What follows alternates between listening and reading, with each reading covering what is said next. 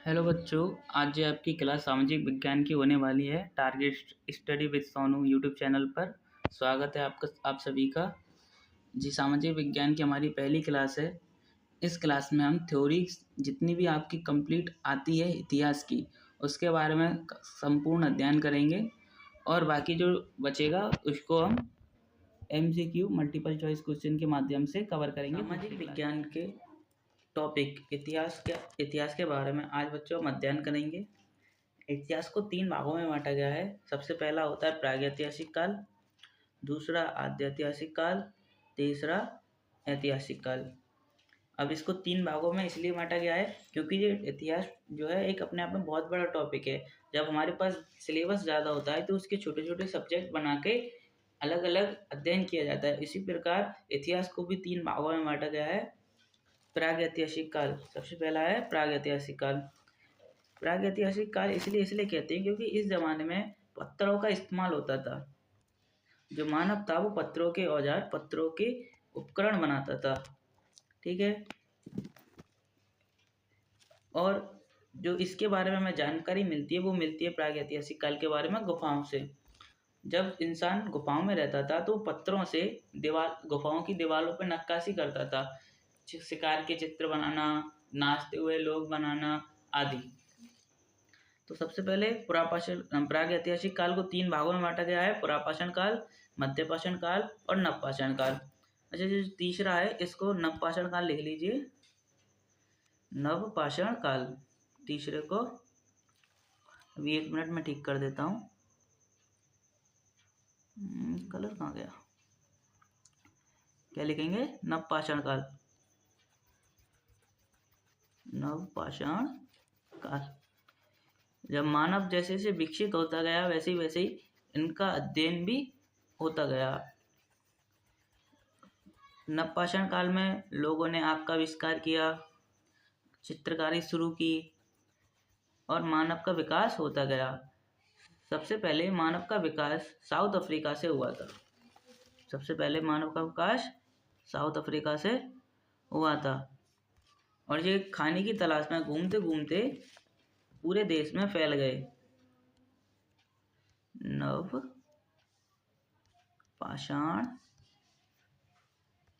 काल। नवपाषाण काल। ठीक है बच्चों। तीसरा क्या हो गया? नवपाषाण काल।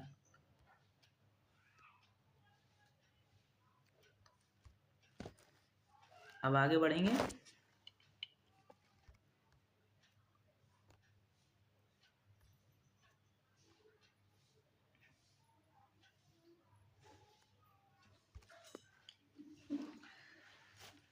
दूसरा हो गया आद्य ऐतिहासिक काल। आद्य ऐतिहासिक काल को हमने बोला ये पढ़ा नहीं गया है। पढ़ा क्यों नहीं गया? क्योंकि जो इसमें सभ्यता हुई, जैसे सिंधु घाटी सभ्यता, वैदिक सभ्यता, इनकी भाषा अलग थी, इनकी लिपि अलग थी और इस सभ्यता के लोग अब जिंदा नहीं है। अब वो जिंदा नहीं है तो उनकी भाषा को पढ़ेगा कौन? जैसे हम अपनी भाषा हिंदी बोलते हैं, अगर हमारा किसी कारण विलुप्त हो जाते हैं और किसी सभ्यता को हमारे साक्ष्य मिलते हैं तो वो हमारी भाषा को कैसे पढ़ेंगे जब उनको पता ही नहीं है कि इनको पढ़ना कैसे है। तो साक्ष्य तो मिले लेकिन इनको पढ़ा नहीं गया है। ठीक है। अब ऐतिहासिक काल में जितने भी राजा हुए, महाराजा हुए, सम्राट, युद्ध, वो सब इतिहास में आ जाते हैं। इनको पढ़ा गया है, इनके साक्ष्य भी मिले हैं और इसको 2 भागों में बांटा है: मध्यकालीन भारत और आधुनिक भारत। भारत जोड़ लेना, आधुनिक भारत और मध्यकालीन भारत। अब सबसे पहले पढ़ते हैं प्रागैतिहासिक काल के बारे में। अभी हमने देखा कि इसके कोई लिखित प्रमाण नहीं है। प्रागैतिहासिक काल को 3 भागों में बांटा गया है: पुरापाषाण काल, जिसमें पहला है पुरापाषाण काल। इसको अज्ञात समय से 10,000 BC तक, अज्ञात समय से 10,000 BC तक। अब BC का मतलब बहुत बच्चे नहीं जानते होंगे तो मैं उनको बता दूं। जैसे हमारा जो कैलेंडर है वो ईसा मसीह के जन्म से शुरू हुआ है।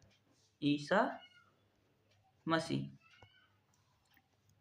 ठीक है, ईसा मसीह। जो इससे पहले का काल था उसको हम BC बोलते हैं। BC मतलब बिफोर क्राइसिस। ठीक है, बिफोर क्राइसिस। और ईसा मसीह के बाद वाले को बोलते हैं AD, एनो नो डोमिन। ठीक है, देखो बी, इसको बीसी को ईसा पूर्व भी बोलते हैं, जैसे छोटे में लिख दें तो ईसवी, ईसा पूर्व, ई से ईशा, मसीह और सा से शताब्दी, ईशा मसीह। ठीक है, अब आगे बढ़ते हैं।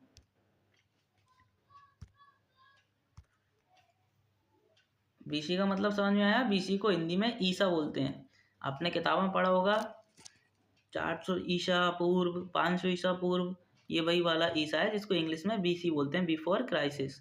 अगर कहीं बीसी मिले तो उसको ईसा पढ़ेंगे। ठीक है, अज्ञात समय से बीसी तक, अज्ञात समय हमें पता ही नहीं कितना। और 10,000 बीसी, 10,000 बीसी मतलब ईसा मसीह से 10,000 साल पहले, 10,000 साल पहले। अब जहाँ से प्रश्न बनते हैं उन टॉपिकों पर चलते हैं। जैसे आपसे पूछा जाता है कि पाषाण काल का सबसे पहले अध्ययन किसने किया? सबसे पहला अध्ययन किया रॉबर्ट ब्रूस फ्रूट 1863 में। इन्हीं को प्राक ऐतिहासिक काल के पिता की उपाधि मिली हुई है। प्राक ऐतिहासिक काल के पिता रॉबर्ट ब्रूस फ्रूट। ठीक है, सीधे सीधे प्रश्न पूछे जाएंगे जैसे जैसे ये टॉपिक, जैसे जैसे ये पॉइंट लिखे हुए हैं। पत्थर का उपयोग सबसे पहले किस काल में हुआ? पुरापाषाण काल में। किस काल में हुआ? पुरापाषाण काल में। ठीक है, पत्थर का सबसे पहले उपयोग पुरापाषाण काल में। शिकार का अल्प ज्ञान था। जो पुरापाषाण काल के लोग थे उनको अल्प ज्ञान था शिकार का। खाने की तलाश में इधर उधर भटकते थे, जो शिकार मिल जाए उसे कोई शिकार कर लेते थे। कच्चा मांस खाते थे, क्योंकि जब आग का आविष्कार नहीं हुआ उससे पहले क्या करते थे? कच्चा मांस खाते थे। कच्चा मांस खाने से क्या होता है बच्चों? पेट की अंतड़ियाँ जो होती हैं वो बढ़ जाती हैं। तो इसीलिए जो पुरापाषाण काल के लोग थे, जो पहले के लोग थे, वो ऊंचे ऊंचे बड़े बड़े होते थे।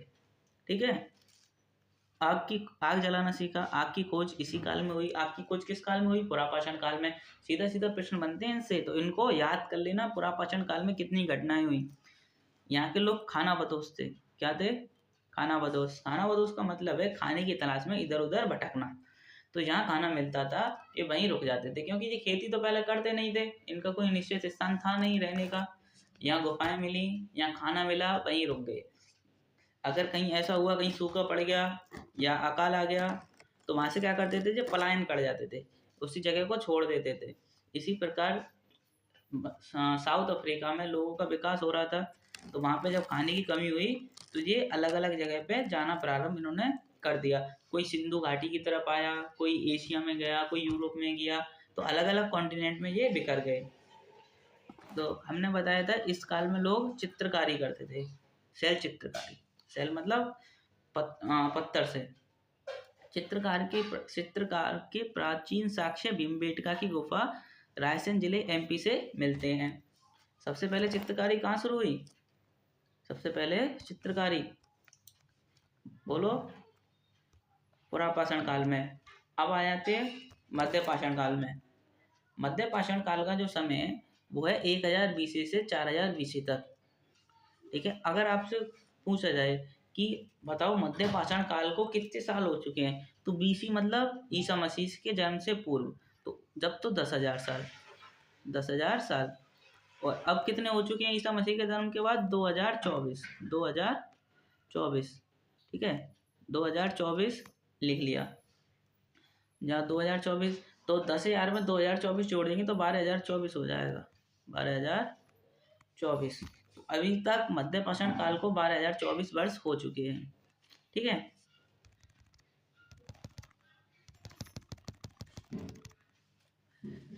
अब चलते हैं बच्चों इसके मेन टॉपिक, मेन क्वेश्चंस पर, जहाँ से आपके पेपर में आपको मिलेंगे देखने के लिए। तीर कमान का सबसे पहला उपयोग मध्य पाषाण काल में। पशुपालन के साक्ष्य कहाँ से मिले? मध्य पाषाण काल में। मध्य पाषाण काल तक आते आते जो मानव था वो विकसित हो चुका था थोड़ा बहुत। फिर उन्होंने बर्तन बनाना सीखा। बर्तन किससे बनाए होंगे बच्चों? मिट्टी से। किससे? मिट्टी से।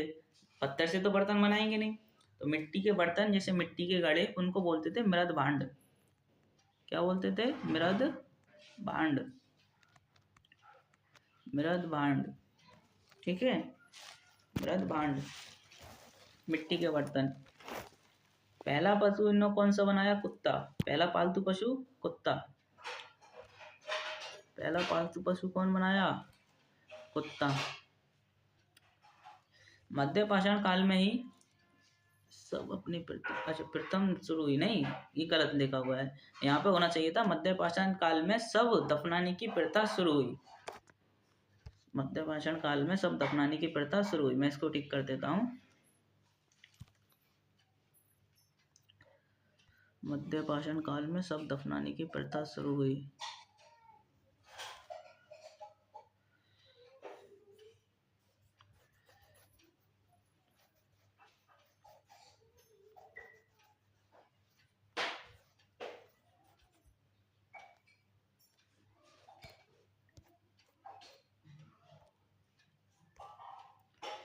सब, अरे ये तो मोटा ही रह गया।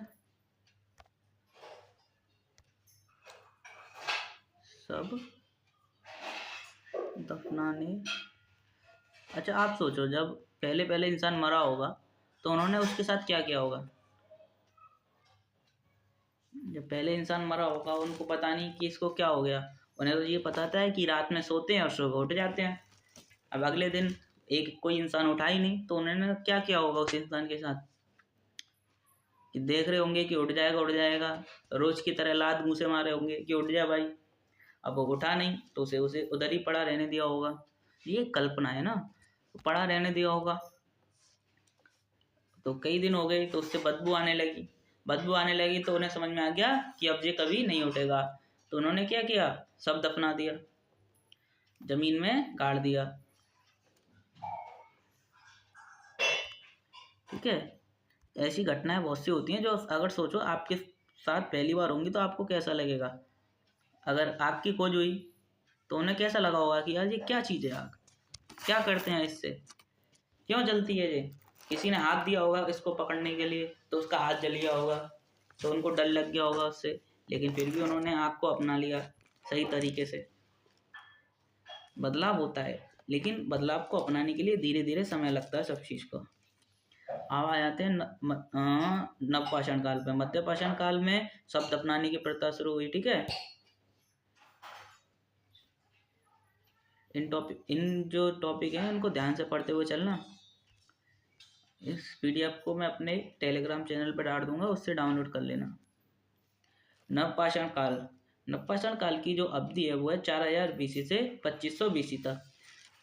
ये नवपाषाण काल है, इसका समय अवधि सबसे कम है, केवल 4000 बीसी से 2500 बीसी तक। कितना अंतर है, 1500 साल का।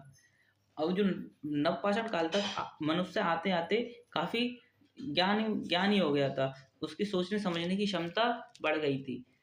ठीक है, तो अब देखते हैं उन्होंने क्या क्या ऐसा बदलाव किया जो नवपाषाण काल को अलग से बनाना पड़ा। नवपाषाण काल में मिले हमें कृषि के साक्ष्य, कृषि के साक्ष्य कहाँ से मिले, मेहरगढ़। ये प्रश्न बहुत पूछा जाता है कि बताओ कृषि के साक्ष्य सर्वप्रथम कहाँ से या किस देश से मिले। ऐसे पूछ लेगा मेहरगढ़ किस जगह से संबंधित है, तो मेहरगढ़ कहाँ पर था, पाकिस्तान में। मेहरगढ़ पाकिस्तान में। सबसे पहले कौन सी खेती हुई, जौ, जौ के साथ गेहूं, लेकिन ऑप्शन में हो तो जौ लगाना, जौ ना हो तो गेहूं लगाना।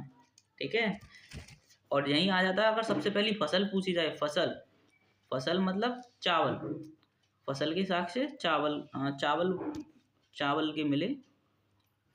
सबसे पहली फसल चावल और सबसे पहला अनाज या पहले की खेती गेहूं। ठीक है, नवपाषाण काल के लोगों ने पूजा शुरू कर दी, बट से किसी को भगवान बना लिया इन्होंने, पूजा शुरू कर दी। पहिए का आविष्कार हुआ। पहिया कैसा था, गोल, गोल क्यों बनाया, कहीं भी इधर उधर जाने आने के लिए, चीज़ों को ढोने के लिए आसानी हो, गोल पहिया का आविष्कार हुआ। एक होती है खोज, एक होता है आविष्कार। ठीक है, दोनों में अंतर होता है। आविष्कार होता है जो चीज़ पहले से उपलब्ध है उसी से तोड़ मोड़ के किसी चीज़ को बनाना। खोज होती है एकदम नई खोज। ठीक है, इस काल में छोटे पत्थर जिन्हें माइक्रोलिथ कहते हैं, इनका ज़्यादा प्रयोग होने लगा। माइक्रोलिथ पत्थरों का उपयोग ज़्यादा हुआ, पहने धारीदार हथियार बनाए, शिकार करने लगे उनसे, अलग अलग कुल्हाड़ी वगैरह बनाना शुरू कर दिया इन्होंने।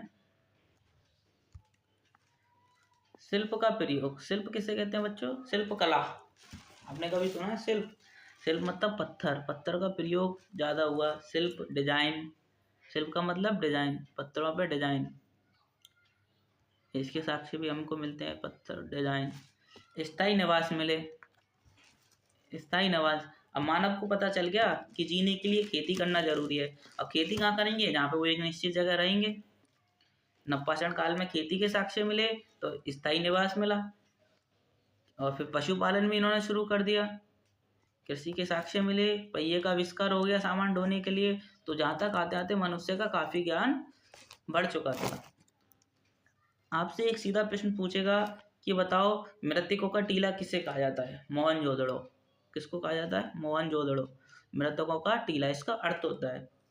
भारत का सबसे प्राचीन नगर मोहनजोदड़ो था सिंधी भाषा में, जिसका अर्थ मृतकों का टीला था। मृतकों का टीला इसलिए कहते हैं क्योंकि यहाँ पे ना कई कंकालों का पूरा टीला मिला था। कंकाली कंकाल, जैसे किसी ने युद्ध करा और सभी को इकट्ठा किया और एक जगह दफना दिया, इस तरह का के मृतकों की टीला मिला था। अब आते हैं बच्चों आद्य ऐतिहासिक काल। आद्य ऐतिहासिक काल जिसको पढ़ा नहीं गया है। क्या नहीं गया है? पढ़ा। लेकिन भाषा तो मिली है, भाषा तो मिली है लेकिन पढ़ने योग्य नहीं है। आद्य ऐतिहासिक काल, इसको भी दो भागों में बांटा है। पहला सिंधु घाटी सभ्यता। सबसे ज्यादा प्रश्न इतिहास के सिंधु घाटी सभ्यता से आते ही आते हैं जरूर। इस टॉपिक से बचेगा नहीं कोई भी प्रश्न, ठीक है। सिंधु घाटी सभ्यता से सबसे ज्यादा प्रश्न आते हैं। तो सिंधु घाटी का जो विस्तार है वो कैसा है? त्रिभुजाकार। कैसा है बच्चों? त्रिभुजाकार। जैसे मैंने अगर यहाँ भारत का नक्शा बना के दिखाऊंगा मैं तुम्हें, हल्का हल्का समझ लेना बस, भले ही मेरी ड्राइंग अच्छी नहीं है।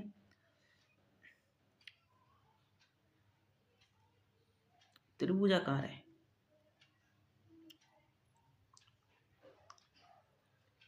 ये इस तरह का भारत है। और भारत में इसके साक्ष्य सबसे ज्यादा गुजरात से मिले हैं। तो इधर की तरफ हमारा गुजरात, इधर पाकिस्तान से भी मिलते हैं और जम्मू कश्मीर से भी मिलते हैं और गुजरात से भी मिलते हैं। अगर इनको ऐसे करके जोड़ा जाए तो ये एक त्रिभुज का रूप लेते हैं। तो इसलिए कहते हैं कि जो सिंधु घाटी सभ्यता थी वो त्रिभुजाकार थी। कैसी थी? त्रिभुजाकार। समझ में आया? अब बढ़ते हैं आगे। पहले इसको लॉक कर दे, नहीं तो ये हिलता रहेगा। सिंधु सभ्यता की खोज राय बहादुर दयाराम साहनी, राय बहादुर दयाराम साहनी ने 1921 में करी। जो मेन इंपोर्टेंट डेट है और खोज करता। सिंधु घाटी सभ्यता की खोज राय बहादुर दयाराम साहनी 1921 में की। एक एक ये जितने भी पॉइंट है सब अपने आप में इंपोर्टेंट हैं, ठीक है। सिंधु घाटी सभ्यता का सबसे बड़ा स्थल मोहनजोदड़ो है। कौन सा है? मोहनजोदड़ो। सिंधु घाटी सभ्यता का सबसे बड़ा स्थल मोहनजोदड़ो है।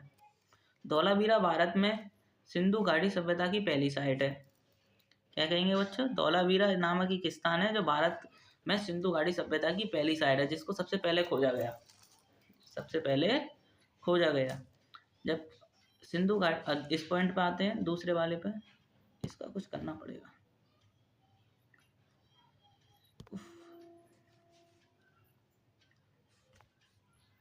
ठीक है, दूसरे पॉइंट पे आते हैं। सिंधु घाटी सभ्यता का सबसे बड़ा स्थल मोहनजोदड़ो है, जबकि भारत में इसका सबसे बड़ा स्थल राखीगढ़ी। कहाँ पर है राखीगढ़ी? हरियाणा में। राखीगढ़ी हरियाणा। सीधे सीधे प्रश्न बनते हैं, बताओ भारत का सबसे बड़ा स्थल सिंधु घाटी का राखीगढ़ी कहाँ पर है? हरियाणा में। और उन्होंने पूछ लिया केवल सबसे बड़ा स्थल, तब मोहनजोदड़ो। ठीक है, मोहनजोदड़ो कहाँ पर है? कहाँ पर है? पाकिस्तान में। और भारत में राखीगढ़ी। लोथल एवं सुतकौदा सिंधु सभ्यता की बंदरगाह है। सिंधु सभ्यता में लोग क्या करते थे? व्यापार। व्यापार कहाँ से करते थे? समुद्री रास्ते से। तो समुद्री रास्ते से जहाज आते थे तो उसे बंदरगाह पर रोका जाता था। दो बंदरगाह मुख्य हैं, लोथल एवं सुतकौदा। पूछता है बताओ लोथल क्या है? तो कहेंगे कि ये एक बंदरगाह है। कहाँ की? सिंधु घाटी सभ्यता की। अब यहाँ से जुते हुए खेत कालीबंगन से प्राप्त हुए। कालीबंगन से जुते हुए खेत, ठीक है। और यहाँ पे हमें हल भी मिला था, पत्थर का हल, जो खेत जोतने में इस्तेमाल करते थे। स्वतंत्रता प्राप्ति पश्चात हड़प्पा संस्कृति के सर्वाधिक स्थल गुजरात, सर्वाधिक स्थल गुजरात से मिले हैं। जब स्वतंत्रता हमको मिल गई 1947 में, 26 जनवरी 1947 में, तब खोज हुई इनकी। तो सबसे ज्यादा हड़प्पा संस्कृति के सर्वाधिक स्थल में गुजरात में खोजे गए। हमारी भारत की बात चल रही है अभी। बृहत स्नानागार, बृहत स्नानागार मोहनजोदड़ो से प्राप्त हुए। वृता का मतलब है बहुत बड़े विशाल स्नानागार, जो केवल नहाने के लिए इस्तेमाल करते थे, बहुत बड़े थे। तो वृहत स्नानागार मोहनजोदड़ो से। मोहनजोदड़ो से नर्तकी की कांस्य मूर्ति मिली। इंपोर्टेंट टॉपिक, ठीक है। मोहनजोदड़ो से क्या प्राप्त हुई? नर्तकी की कांस्य मूर्ति। इससे क्या समझ में आता है कि जब सिंधु घाटी की सभ्यता विकास हो चुका था तो मानव इतना विकसित था कि मूर्ति वगैरह बना सके, वो भी किसकी? कांस्य से। ये एक धातु है। सबसे पहले खोजी गई धातु कौन सी है बच्चों? लोहा। नहीं नहीं, तांबा है सबसे पहले, तांबा, ठीक है। और कांस्य होता है, तांबा और टिन का मिश्रण को कांस्य बोलते हैं। नोट, इसको ध्यान दो। सबसे ज्यादा नया खोजा गया 2014 में, तो ये आपको पता होना चाहिए, ठीक है। नोट, वीरनाना, इसका नाम ही ऐसा है, वीरनाना सिंधु सभ्यता का सबसे प्राचीन नगर है। इसे 2014 में खोजा गया है, 2014 में खोजा गया सबसे प्राचीन नगर। लेकिन अभी आप कहोगे कि आपने सबसे पुरानी साइट तो आपने धौलावीरा बताई। हाँ, धौलावीरा सबसे पुरानी साइट है जो सबसे पहले खोजी गई, धौलावीरा, ठीक है। धौलावीरा क्या है? भारत में सिंधु घाटी सभ्यता की पहली साइट है। लेकिन सबसे प्राचीन नगर जो 2014 में हमें मिला है, वीरनाना है, सिंधु सभ्यता का सबसे प्राचीन नगर। अब प्राचीनता की श्रेणी कैसे दी जाती है? एक तकनीक होती है जिसको बोलते हैं कार्बन डेटिंग टेक्निक। उसमें क्या होता है, कार्बन की संख्या निकाली जाती है। अगर जो चीज़ जितनी पुरानी होगी उस पर कार्बन की मात्रा उतनी ही कम होगी, क्योंकि समय के साथ क्या है कि वस्तु डिकेड होने लगती है, गलने लगती है, तो गलने के साथ साथ उसमें कार्बन की मात्रा भी कम हो जाती है। सिंधु सभ्यता के लोग पूजा करते थे, किसकी करते थे? पशुपति शिव, पशुपति शिव, शिव जानते हो, हमारे भोले बाबा। पशुपति शिव, मातृ देवी, या उनको उर्वरता की देवी भी बोलते हैं, मातृ देवी, उर्वरता की देवी। इनकी लिपि कैसी थी? भाव चित्रात्मक, अपठनीय, इनको बोलते हैं अपठनीय, इसलिए तो इनको पढ़ा नहीं गया है। समाज कैसा था? मातृ सत्तात्मक। अब मातृ सत्तात्मक का मतलब क्या है कि जो इनमें मुखिया होती थी वो माता होती थी, जो महिला होती थी, इसलिए इस समाज को मातृ सत्तात्मक कहा। यहाँ के लोग कभी भी घूमट नहीं करते थे, जो महिलाएं थी उनको पुरुषों के समान अधिकार थे। लेकिन जैसे जैसे समाज आगे बढ़ता गया वैसे वैसे महिलाओं को भी दबाया गया है, तो ये गलत था। सिंधु घाटी सभ्यता में महिलाओं की मूर्ति ज्यादा मिली है, तो इसलिए इसको मातृ सत्तात्मक माना गया है। देवी की पूजा होती थी मातृ सत्तात्मक, ठीक है। आद्य ऐतिहासिक काल हो गया। एक एक पॉइंट इंपोर्टेंट है, प्रश्न बनते हैं, इसलिए मैंने उनको पॉइंट वाइज लिखा है। जी एक पॉइंट समझ लो, एक प्रश्न है पूरा, प्रश्न का आंसर है। लिपि कैसी थी? भाव चित्रात्मक। आपसे ऐसे करके प्रश्न पूछे जाएंगे कि बताओ कि सबसे उत्तरी या दक्षिणी या पूर्वी या पश्चिमी सिंधु घाटी सभ्यता के स्थल कौन कौन से हैं, कोई सा भी पूछ सकता है, ठीक है। तो इस पे ध्यान दो, पीडीएफ पर ये 4 दिशाएं हैं, उत्तर, दक्षिण, पूरब, पश्चिम, ठीक है। सबसे उत्तर में जो स्थल हमको मिला है सिंधु घाटी सभ्यता का, वो है मांडा। क्या कहा है उसको? मांडा। ये चेनाब नदी के किनारे है और जम्मू कश्मीर में है। चेनाब नदी के किनारे, जम्मू कश्मीर में। उत्तर की ओर मांडा, कहाँ? चेनाब नदी के किनारे। आपको ये दोनों बातें याद करनी है कि मांडा किस नदी के किनारे? चेनाब नदी के किनारे। क्योंकि इस तरह प्रश्न पूछता है, बताओ मांडा किस नदी के किनारे स्थित है।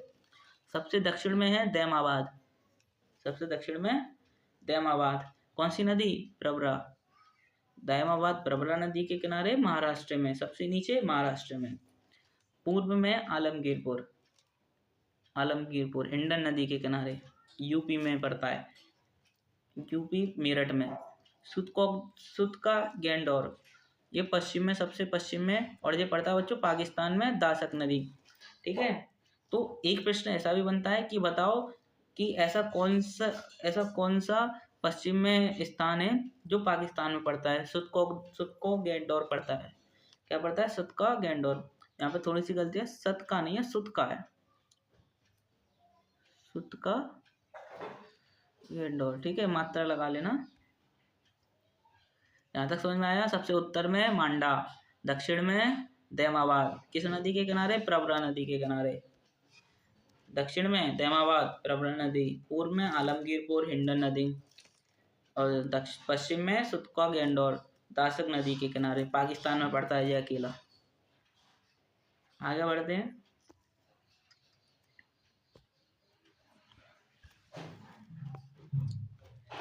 अब देखो, सिंधु सभ्यता की मुख्य फसल गेहूं और जौ है। सिंधु सभ्यता की सबसे मुख्य फसल क्या है? गेहूं और जौ। मिठास के लिए शहद का प्रयोग करते थे। मीठा तो बनते नहीं थे इनके यहाँ। गन्ना का आविष्कार हुआ होगा कि नहीं होगा पता नहीं, चीनी बनी होगी नहीं पता, गुड़ बना होगा नहीं पता। तो मीठे के लिए शहद का प्रयोग करते थे। नेचुरल सोर्सेस पर आधारित पूरी सभ्यता थी। घोड़े के अस्थि पंजर सुतकौदा एवं कलिबंगा और लोथल से मिले। सुतकौदा, कलिबंगा और लोथल से मिले घोड़े के अस्थि पंजर। प्रश्न है ये भी पूछा जा सकता है कि बताओ घोड़े का अस्थि पंजर कहाँ से मिले। ये 3 स्थानों में से सुतकौदा सबसे इंपोर्टेंट है।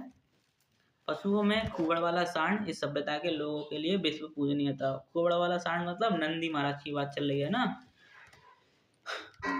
पशुपति शिव नंदी पर सवार थे, और जो उनका पूजनीय था कुबड़ वाला सांड, वो उनका वाहन है। सिंधु सभ्यता का विनाश का सबसे प्रभावी कारण बाढ़ को माना गया है। ऐसा माना जाता है कि एक जब ये घाटी नदी के किनारे रहती थी तो एक बहुत भयानक बाढ़ आई, क्योंकि इतनी सभ्यता आगे बढ़ चुकी थी कि इन्होंने बांध भी बनाना सीख लिया था। तो इन्होंने एक नदी पर बांध बना रखा था जिससे ये खेती में अपने अनुमान के हिसाब से पानी लगाते थे। तो एक दिन वो बांध टूट गया या किसी ने तोड़ दिया दुश्मन ने, तो एकदम पानी इतना विशाल तरीके से आया कि पूरा गांव को डुबा दिया, और इस सभ्यता का नाश यही हो गया। अगर आपको असली में देखना हुआ क्या, तो एक मूवी है ऋतिक रोशन की, मोहनजोदड़ो, उस मूवी को देख लेना, यूट्यूब पर मिल जाएगी। पूरी नॉलेज के साथ आपको उसमें मूर्ति भी दिखाएंगे। एक उनके जहाँ सिक्का था, सिक्के पे एक सींग वाला घोड़ा था, उसको ज़्यादा महत्व दिया गया है एक सींग वाले घोड़े को सिंधु सभ्यता में।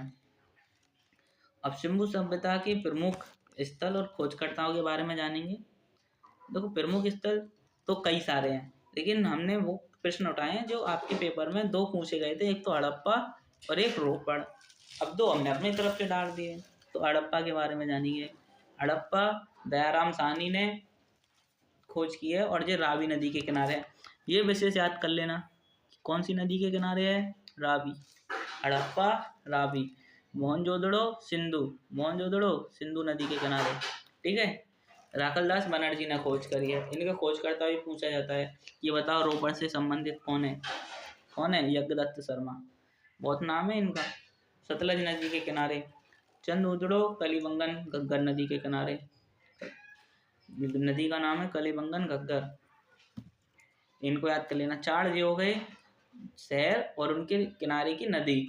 खोजकर्ता हड़प्पा के दयाराम साहनी, मोहनजोदड़ो के राखलदास बनर्जी, रोपड़ के यज्ञदत्त शर्मा।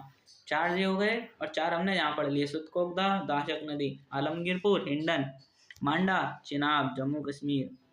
दक्षिण में कौन है? दैमाबाद प्रवरा नदी। इन चारों से प्रश्न पूछा जा सकता है। बताओ सबसे पूर्व में कौन सा स्थल है सिंधु सभ्यता का? तो आप क्या कहेंगे? आलमगीरपुर। यहाँ तक हो गए। अब आ जाते हैं पार्ट इसके जो आद्य ऐतिहासिक काल में इसका दूसरा बिंदु है वैदिक सभ्यता। वैदिक सभ्यता इसे 2 भागों में बांटा गया है। कौन कौन से? पहला ऋग्वैदिक काल 1500 BC से 1000 ईसा पूर्व तक, 1000 ईसा पूर्व तक, और दूसरा 1000 BC से 600 BC तक। अब मैंने यहाँ पे ईसा पूर्व हिंदी में भी लिख दिया ताकि आपको कन्फ्यूजन ना हो। ठीक है। अब इससे हमें ज़्यादा कुछ नहीं पढ़ना, जो इससे प्रश्न बनते हैं उनके बारे में पढ़ लेंगे, मिक्स पढ़ेंगे दोनों को। सबसे पहले आ जाते हैं ऋग्वेद। आया, वेदों की संख्या कितनी है? 4। कितनी है? 4। तो उन चारों वेदों के बारे में थोड़ा जानकारी लो, इससे प्रश्न पूछे जाते हैं। सबसे प्राचीन वेद है ऋग्वेद। ऋग्वेद, इसमें 10 मंडल और 1028 सूक्त हैं। इसके मंडल याद कर लेना कि इसमें 10 मंडल हैं। कितने मंडल? 10। और गायत्री मंत्र का उल्लेख किसमें है? ऋग्वेद में है। गायत्री मंत्र ऋग्वेद में। इसे विश्वामित्र द्वारा रचित किया गया है। इसके रचयिता कौन है? विश्वामित्र। इसके तीसरे मंडल में गायत्री मंत्र है। कौन से मंडल में है गायत्री मंत्र? ऋग्वेद के तीसरे मंडल में। और 9वें मंडल में देवता सोम का उल्लेख है।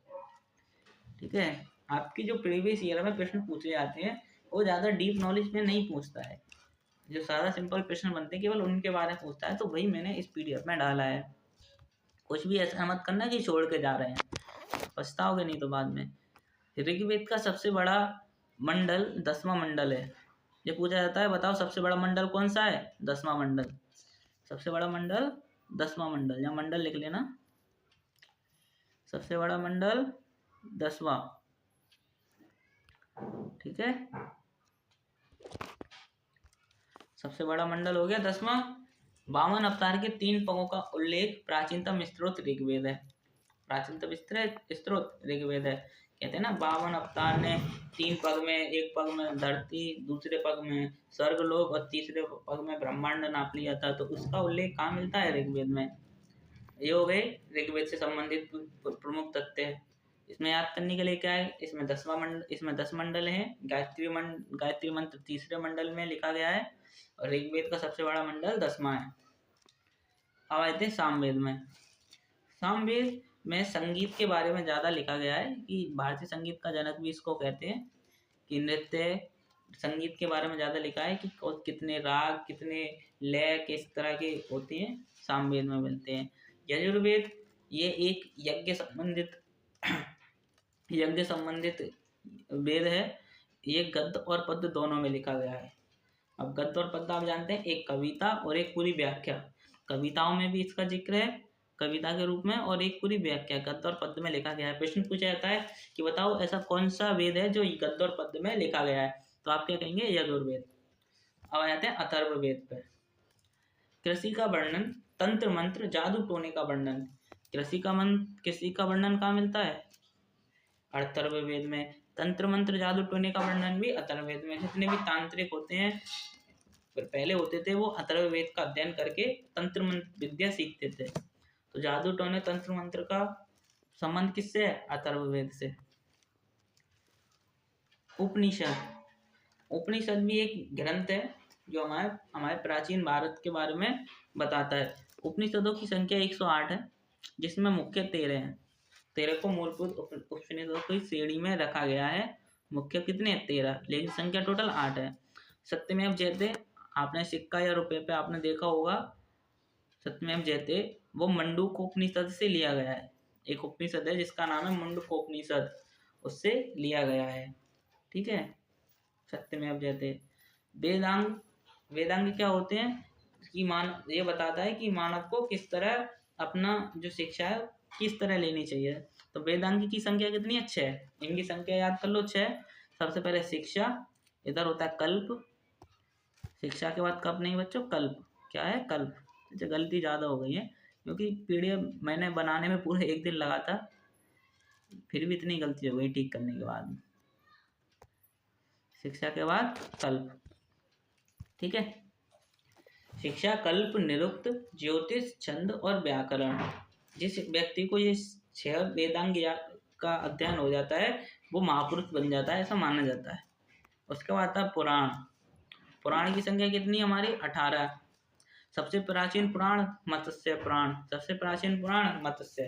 ठीक है, इसको याद कर लेना। सबसे पुराना पुराण कौन सा है? मत्स्य। प्रश्न 1-1 नंबर के आपको एक प्रश्न यहाँ से मिल सकता है। किस तरह मिलेगा? सबसे पुराना पुराण बताओ कौन सा है, तो आप कहोगे मत्स्य। वेदांग कितने अच्छे हैं? क्या इनमें से वेदांग कोई होगा? ऐसे ऑप्शन दे देगा और कोई गलत ऑप्शन देगा, तो आपको पता होना है शिक्षा, कल्प, निरुक्त, ज्योतिष, छंद और व्याकरण। ठीक है, पूछेगा सत्यमेव जयते कहाँ से लिया गया है? मुंडकोपनिषद। अब आया था बच्चों ऋग्वैदिक कालीन नदियाँ। नदियों के बारे में भी अध्ययन होना चाहिए ना। ऋग्वैदिक कालीन नदियाँ, इन नदियों का प्राचीन और आधुनिक नाम पूछा जाता है। आपके पेपर में आया भी है, तो इनके कुछ प्राचीन और आधुनिक नाम है, इनको जरूर याद कर लेना। सब बेतास्ता नदी, बेतास्ता नदी का प्राचीन आधुनिक नाम क्या है? झेलम। बेतास्ता नदी का झेलम, प्राचीन नाम बेतास्ता। मेरे साथ बोलो, बेतास्ता झेलम। आते दूसरी अस्किनी, अस्किनी का आधुनिक नाम चेनाब है। क्या है? अस्किनी चेनाब। पुरुषनी को रावी बोलते हैं, पुरुषनी रावी, पुरुषनी रावी। शतुद्री को सतलज, विपाशा को ब्यास, विपाशा को देवास। सदानीरा गंडक, सदानीरा गंडक। याद करना इनको सभी को। आते हैं गोमती को गोमत, ठीक है, गोमती का गोमत। अभी तक आपके पेपर में इसमें से एक ही प्रश्न आया है, मैं बताऊं कौन सा? अस्किनी का पूछा, अस्किनी का नाम पूछा चिनाब, अस्किनी का चिनाब। अब देखते हैं आर्य का जो समाज था वो पितृसत्तात्मक था, यानी महिलाओं की जो इस समय इस आर्यों का जो समाज हुआ वो पितृसत्तात्मक था, पितृ प्रधान था, ठीक है। जो माताएं थी, उनकी बहनें थी, उनसे शिक्षा का अधिकार छीन लिया गया था। यहाँ से आता तक पर्दा प्रथा भी शुरू हुई, कई प्रथा अजीब गरीब महिलाओं के लिए लागू कर दी गई। इधर बाल विवाह एवं पर्दा प्रथा का चलन नहीं था। अच्छा, ठीक है। जो आर्यों का समाज था, अभी तक यहाँ बाल विवाह और पर्दा प्रथा नहीं हुई। जो इसके बाद जो काल आया उसमें पर्दा प्रथा शुरू हो गई। आर्यों का मुख्य पेय पदार्थ कौन सा था? सोमरस। क्या था? सोमरस। इसको ता को हटा दो यहाँ से, सोमरस, केवल सोमरस। आर्य का मुख्य पेय पदार्थ, यहाँ भी पर लिख दिया है, पर पेय पदार्थ क्या था? पेय पदार्थ। आर्यों के प्रिय पशु घोड़ा एवं सर्वाधिक प्रिय देवता इंद्र थे। जो आर्य लोग थे उनको प्रिय पशु घोड़ा था, क्योंकि इसका इस्तेमाल ये आने जाने के लिए ज़्यादा करते थे। और जो देवता थे इंद्र, इंद्र कौन है? जल के देवता, ठीक है। तीसरे पे आ जाते हैं। उत्तर वैदिक काल में इंद्र का स्थान इंद्र के स्थान पर प्रजापति सर्वाधिक प्रिय देवता थे। प्रजापति उसे बोलते हैं जो लोगों का देखभाल करे, प्रजापति। अब ऋग्वैदिक काल के बाद क्या था? उत्तर वैदिक काल। तो उत्तर वैदिक काल में लोग बदले, इंद्र के स्थान पर प्रजापति को सर्वाधिक देवता प्रिय देवता मानते थे। उत्तर वैदिक काल के दो महाकाव्य थे, महाभारत एवं रामायण, महाभारत रामायण। लेकिन महाभारत का पुराना नाम जय संहिता है, महाभारत का पुराना नाम जय संहिता, ठीक है। अब आ जाते हैं कुछ महाजनपद। कितने महाजनपद हुए? भारत में 16 जनपदों में बात हुआ था, जो निम्न है। बात था 16 जनपद हुए जो मुख्य थे। आपसे जनपद की राजधानी पूछी जाती है पेपरों में, इसलिए मैंने केवल राजधानी लिखी है, ज़्यादा नॉलेज नहीं, ज़्यादा बेकार की हिंदी नहीं लिखी है, ठीक है। इसको याद कर लेना। जो अंग प्रदेश था उसकी राजधानी चंपा माना गया है। अंग। मगध सबसे प्राचीन राजधानी क्या है मगध की? गिरिब्रज और राजगृह। पहले गिरिब्रज थी, गिरिब्रज के बाद राजगृह बना दी गई।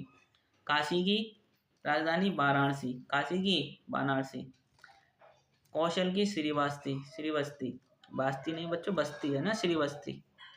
क्या है? श्रीवस्ती, इसको हटा दो। क्या है? श्रीवस्ती। कुरु, इंद्रप्रस्थ, कुरु की राजधानी इंद्रप्रस्थ। जब यहाँ महाभारत की बात चल रही है तो महाभारत में एक राज्य था कुरु, है ना, और उसकी राजधानी क्या थी? इंद्रप्रस्थ, इंद्रप्रस्थ। गंधार, तक्षशिला, गांधार की राजधानी तक्षशिला। सुरसेन की मथुरा। तो ये भी महत्वपूर्ण राजधानी है जो आपके पेपर में आती हैं। पुरानी राजधानी है बहुत। अंग की चंपा है, अंग की चंपा। मगध की दो राजधानी हुई, पहली गिरिब्रज, दूसरी राजगृह। काशी वाराणसी है, कौशल की श्रीवस्ती है, कुरु इंद्रप्रस्थ, गंधार की तक्षशिला, और सुरसेन राजधानी मथुरा बनाई थी।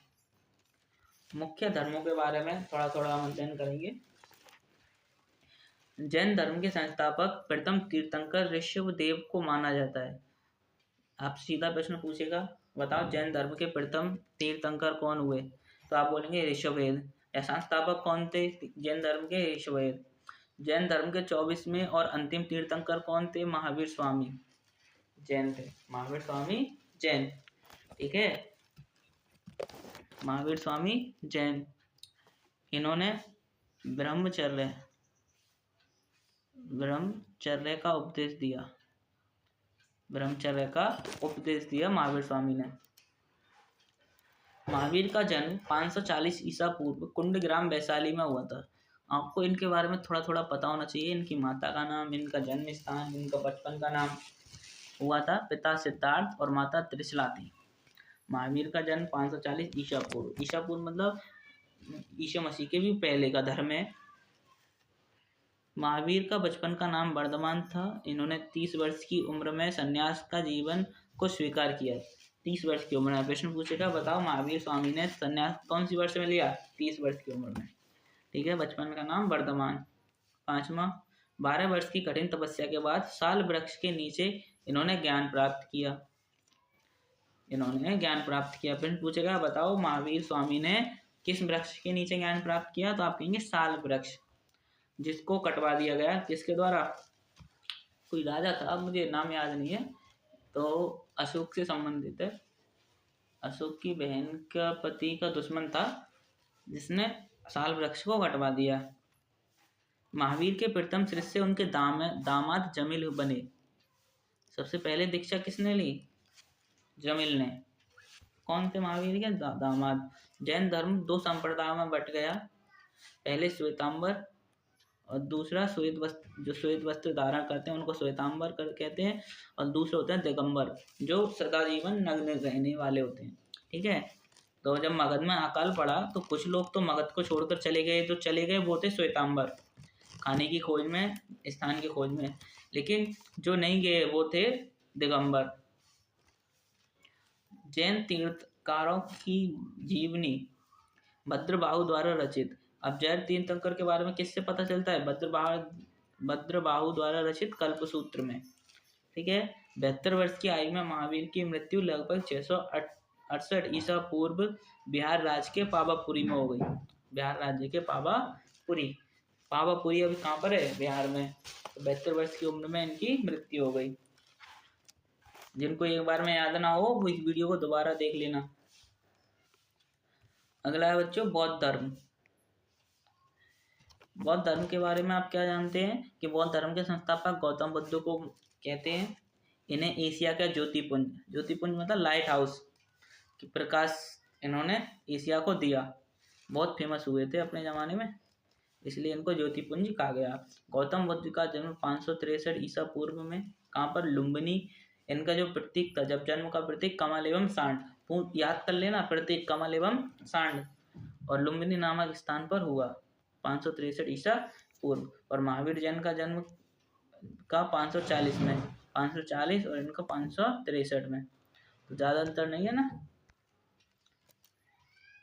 इनके पिता शुद्धोधन शाक्य गण के मुखिया थे। इनकी माता का नाम था महामाया। इनके जन्म के कुछ महीनों बाद इनकी माता मर गई, तो इनकी मौसी ने इनकी देखभाल करी। ठीक है, इनके बचपन का नाम सिद्धार्थ था।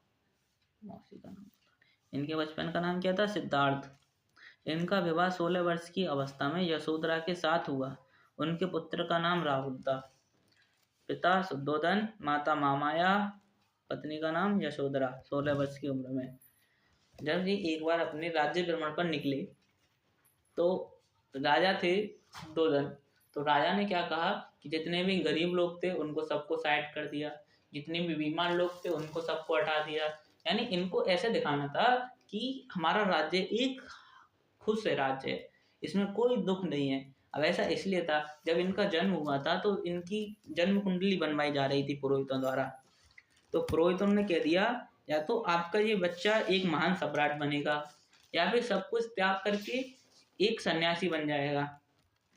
तो सन्यासी बनने से रोकने के लिए शुद्धोधन ने अपने पुत्र बुद्ध भगवान को एक महल में रखा। इनकी सेवा में कई सारी दासियां थी, तो ये ऐसो आराम में जीते थे, इसलिए इनकी शादी 16 वर्ष की उम्र में हो गई।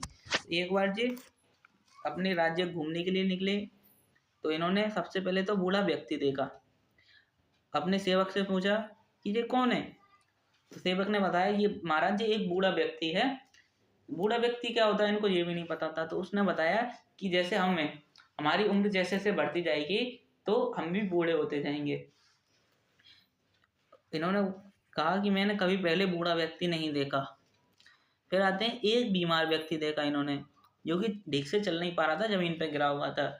तो अपने सेवक से पूछा ये कौन है। सेवक ने कहा कि महाराज ये बीमार है। तो उन्होंने कहा बीमार क्या होता है, कि जब शरीर में कुछ कमी होती है तो उसे बीमार कहते हैं। इन्होंने एक सब देखा अपने रास्ते में। सब पूछा कि इसे क्या हुआ है, कि अब ये इसकी मृत्यु हो गई है, अब ये केवल एक शव है, इसको अंतिम संस्कार के लिए ले जा रहे हैं। तब इनके मन में एक भावना उत्पन्न हुई कि अभी तक मुझसे ये सब छुपाया गया, अब मैं अपने जीवन के बारे में और समाज के बारे में सब कुछ अध्ययन करूंगा। तब इन्होंने एवं एक सन्यासी व्यक्ति को भी देखकर इनके निम्न दृश्य का इन्होंने देखा। तब इनके मन में देश भ्रमण में और संन्यास लेने के लिए व्याकुल हो गया। तो 29 वर्ष की उम्र में इन्होंने गृह त्याग कर दिया। कितने वर्ष की उम्र में? 29 वर्ष की उम्र में। बिना अन्न जल ग्रहण किए 6 वर्ष की कठिन तपस्या के बाद 35 वर्ष की आयु में इन्होंने पीपल वृक्ष के नीचे ज्ञान प्राप्त किया। उस स्थान का नाम बोधगया बिहार था। तो ज्ञान प्राप्त कहाँ हुआ इनको? बोधगया बिहार में। ठीक है, कितनी वर्ष थी जब इन्हें ज्ञान प्राप्त हुआ? 35 वर्ष। और गृह त्याग 29 वर्ष में। बुद्ध ने अपना प्रथम उपदेश सारनाथ में दिया। इंपोर्टेंट कर लेना। इनके प्रमुख अनुयायी शासक कौन थे? बिंबिसार को इनमें बहुत रुचि थी। जब बुद्ध बीमार पड़े थे तो इन्होंने अपने इनका जो चिकित्सक था पढ़नी, उसको इनकी सेवा में भेजा था। बुद्ध की मृत्यु 80 वर्ष की अवस्था में हुई, 483 ईसा पूर्व में। 483 ईसा पूर्व में कुशीनगर में, कुशीनारा, देवरिया, उत्तर प्रदेश। कहाँ पर है कुशीनारा? देवरिया जिले, उत्तर प्रदेश में। ठीक है। बौद्ध धर्म के त्रिरत्न किन किन को माना गया है? एक तो बुद्ध को माना गया है, एक धम्म को, एवं तीसरा संघ को। ठीक है। त्रिरत्न कौन होते हैं? बुद्ध, धम्म और संघ। महात्मा बुद्ध ने सर्वाधिक उपदेश श्रीवस्ती में दिए। अब इनके जन्म से मृत्यु तक प्रमुख घटना हुई जो पेपर में पूछी जा सकती है। ज्ञान प्राप्ति के बाद सिद्धार्थ को बुद्ध के नाम से जाना गया। तब तक तो उन्हें सिद्धार्थ कहते थे, लेकिन जैसे इनको ज्ञान प्राप्त हुआ, शिष्य बनाए, तो इन्हें बुद्ध कहने लगे। ठीक है।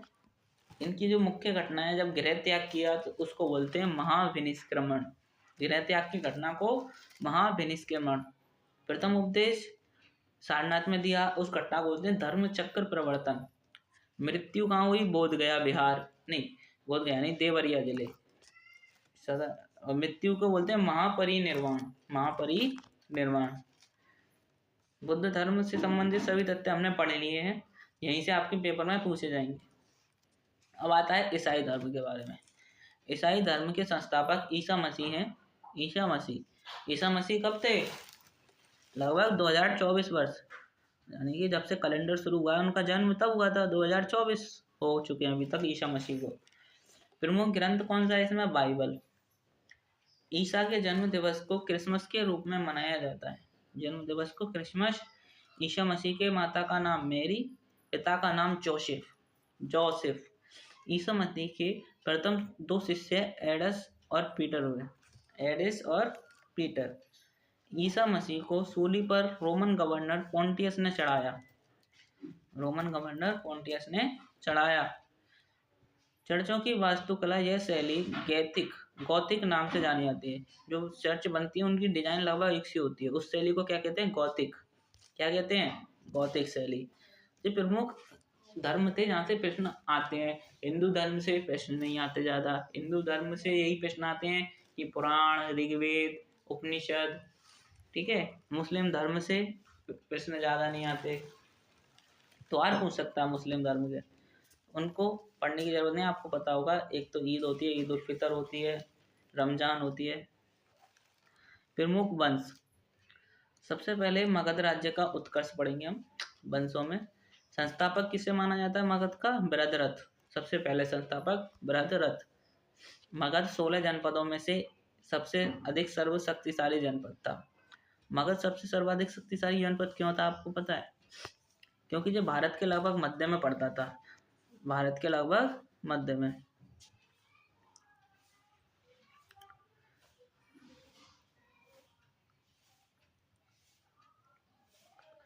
तो भारत के अलावा मध्य में पड़ता था ये जनपद।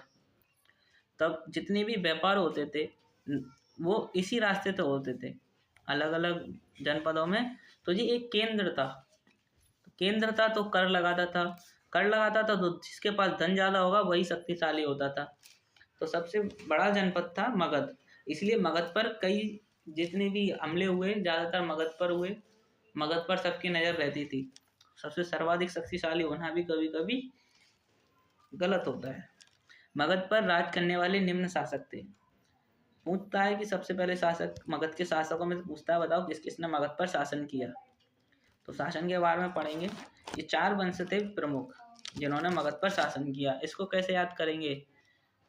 हर्यक वंश को एच बोलो, शिशुनाग वंश को एस, नंद वंश को एन और मौर्य वंश को एन। मौर्य वंश, ठीक है। मगध पर राज करने वाले निम्न वंश थे हर्यक, शिशुनाग, नंदवंश और मौर्य वंश। इसको बोलेंगे हसना मना है, HSNA में। तो हसना मना है, हसना मना है। तो हर्यक वंश बिंबिसार, संस्थापक कौन था? बिंबिसार। सबसे पहला संस्थापक हर्यक वंश बिंबिसार। शिशुनाग वंश शिशुनाग संस्थापक था। नंद वंश का महापदम नंद। और अंतिम शासक कौन था? अंतिम शासक घनानंद, घनानंद, जिसके पास आचार्य चाणक्य गए थे। घनानंद, घनानंद ने आचार्य चाणक्य को खाली हाथ लौटा दिया उनका अपमान करके।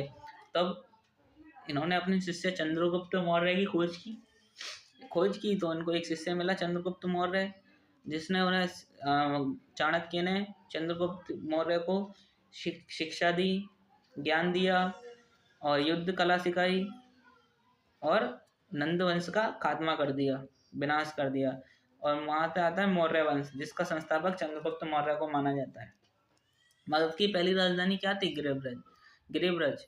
और मगध गिरिब्रज के बाद राजगृह को बनाया गया। सिकंदर के बारे में पढ़ेंगे। ये हो गया मगध वंश। मगध पर शासन करने वाले राजाओं के बारे में और उनके संस्थापक के बारे में पूछे जाते हैं प्रश्न। सिकंदर का जन्म 356 ईसा पूर्व में हुआ था। सिकंदर अरस्तु का शिष्य था। सिकंदर के गुरु पूछा जाता है, सिकंदर के गुरु कौन है? अरस्तु। कौन है? अरस्तु। सेल्यूकस निकेटर सिकंदर का सेनापति था। कौन था सेल्यूकस निकेटर? सिकंदर का सेनापति। सिकंदर और पंजाब के शासक पोरस के मध्य युद्ध हुआ जिसे हाइडे स्पीच आ अलग से नहीं है, ये हा पे आ की मात्रा है। क्या है? आ की मात्रा, ठीक है, ये अलग से नहीं है। हाइडे स्पीच, हा पे आ की मात्रा, हाइडे स्पीच का युद्ध कहा गया। सेल्यूकस निकेटर सिकंदर का सेनापति था। सिकंदर और पंजाब के शासक पोरस के मध्य युद्ध हुआ। हाइडे स्पीच के युद्ध या झेलम या बितास्ता का युद्ध के नाम से भी जाना जाता है। इसके कई नाम हैं, बितास्ता का युद्ध, हाइडे स्पीच का युद्ध।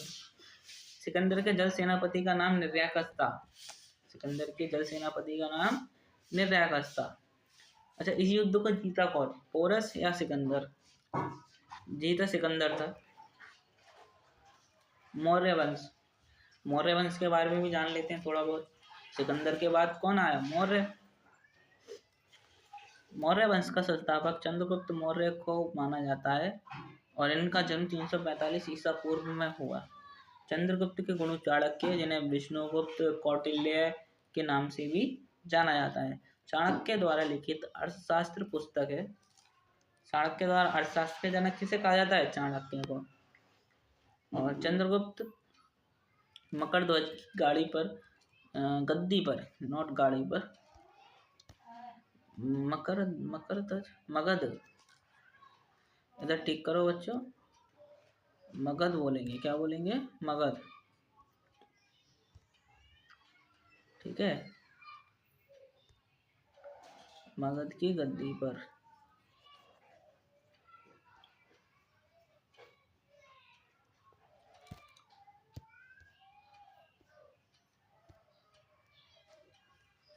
यहाँ लिखेंगे मगध की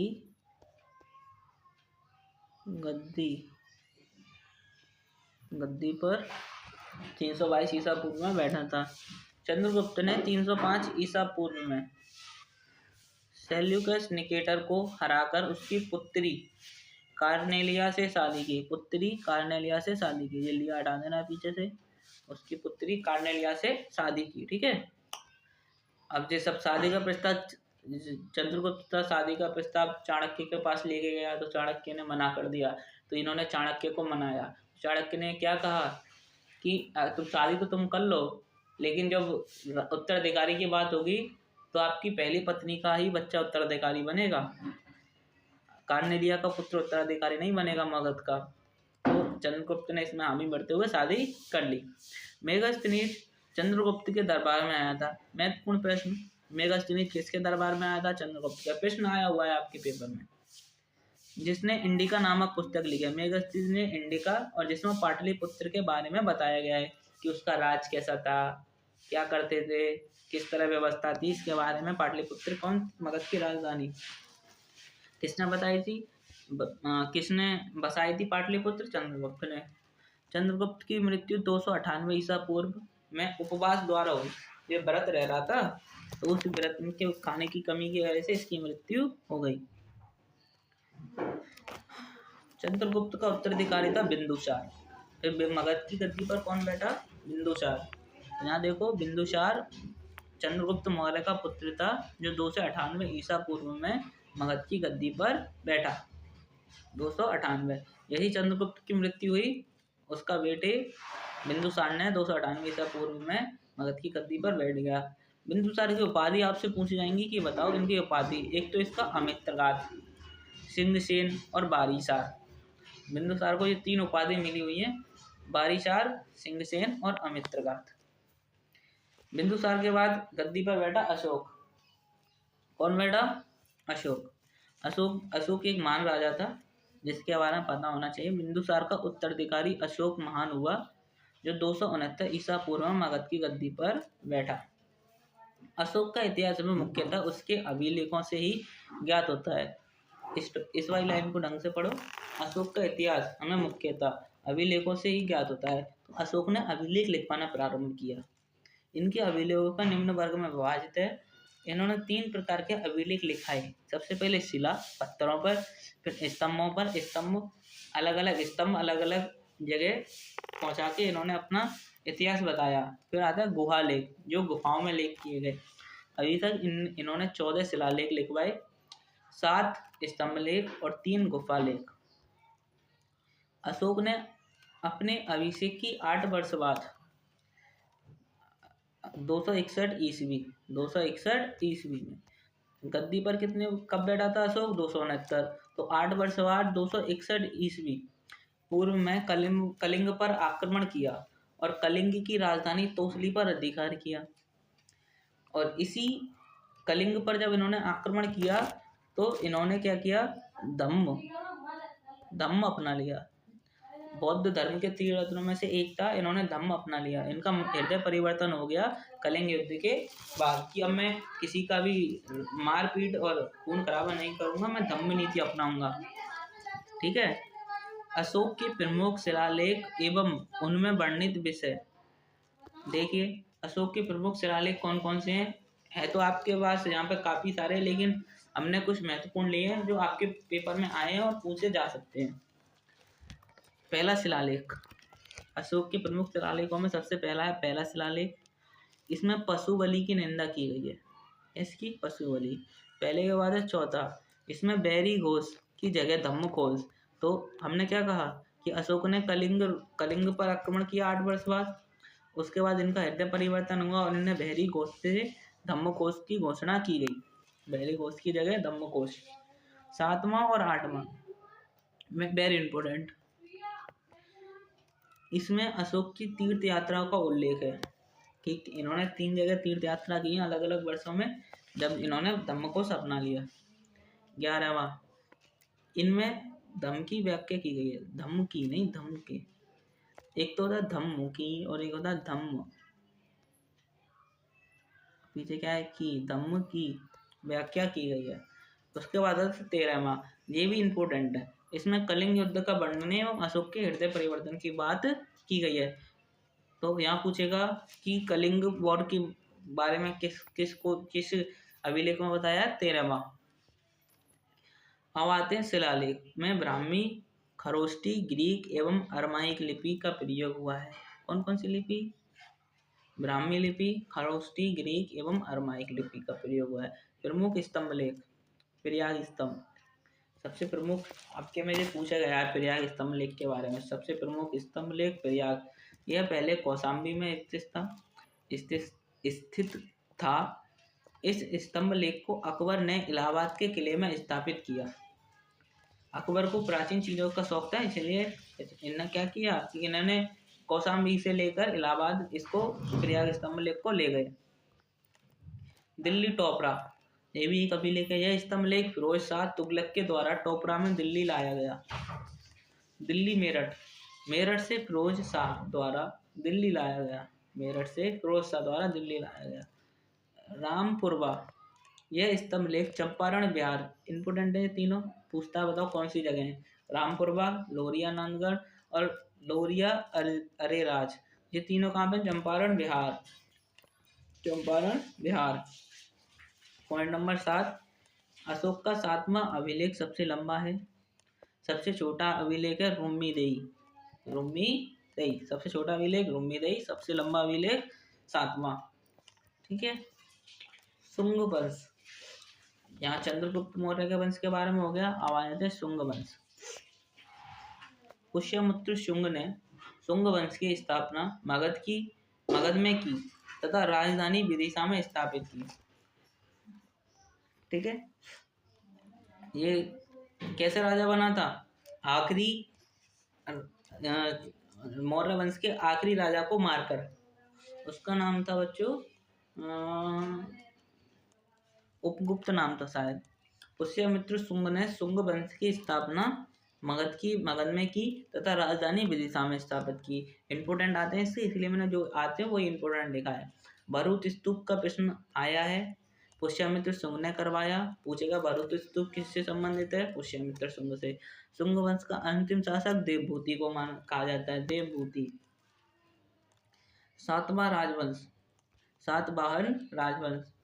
सातवाहन वंश की स्थापना सिमुक ने 60 ईसा पूर्व में की। सातवाहन वंश का संस्थापक कौन है? सिमुक।